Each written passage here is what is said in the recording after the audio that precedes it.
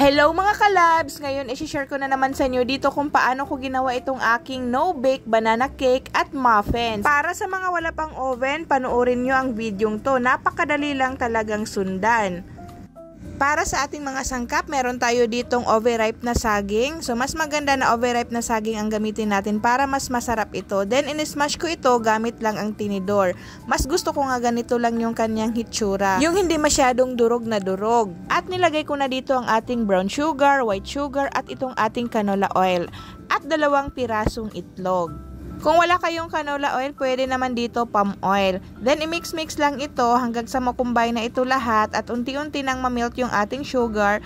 At nag-add ako dito ng 1/4 teaspoon of iodized salt at itong ating pang-flavor na banana. Kung wala rin kayong banana essence, pwede naman dito vanilla. Then, sa atin namang liquid ingredients, 3/4 cup lang itong ating milk tapos nilagyan ko siya ng 1 teaspoon of vinegar. Kung i-bake naman ito, nasa 1 cup yung milk ang nilagay ko dito. Iba kasi yung consistency ng pagbe-bake ko at iba din yung ating pag-steam. At dito naman sa ating dry ingredients, pinagsabay ko na yung ating all-purpose flour, baking powder at baking soda para sabay na itong masala. Napansin nyo na bago itong aking sifter, maganda siyang gamitin unlike yung isa. Tapos hindi siya anti-ditingnan kasi salang-sala talaga yung ating mga flour.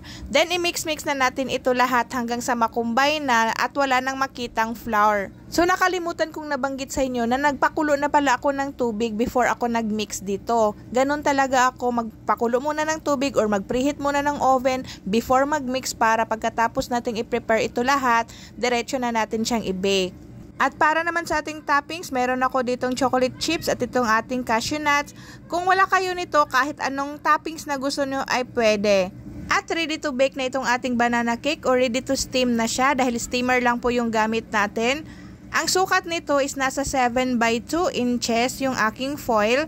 So nakita nyo may tela ang aking takip sa aking steamer para maiwasan na matuluan ito ng pawis. Kasi madaling mapanis lang yung ating product kapag may pawis siya. After 30 minutes, chinek ko yung ating banana cake, hindi pa siya luto. Then nag-add lang ako ng another 5 minutes para hindi na siya malambot. Or much better na mag-toothpick test tayo para ma-sure talaga na hindi na malambot ang gitna sa ating cake.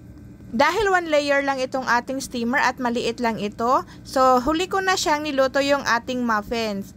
Mas madaling maluto yung ating muffin kasi maliliit lang ito unlike yung isa yung ating ginawa kanina. Medyo matagal siya. Dito naman is 20 to 25 minutes lang ang pagluto na ang pag-steam sa ating muffins. Unlike sa cake, nasa 30 to 35 minutes. So, ito na yung ating final look sa ating ginawang steam na banana cake at muffins. So, hindi ko talaga natiis. Tinikman ko talaga kahit mainit-init pa itong ating foil. Mas maganda na foil talaga yung gamitin nyo sa pag-steam kung gagawa kayo ng muffin. Unlike kung paper liner yung gamitin yung pang muffins, masisira talaga kasi magmumoist yung steamer. Nagustuhan nyo ba itong ating video? Comment yes naman kayo dyan para makagawa pa tayo ng another no-bake recipe. Or mag-suggest kayo kung ano pang no-bake recipe ang gagawin natin soon.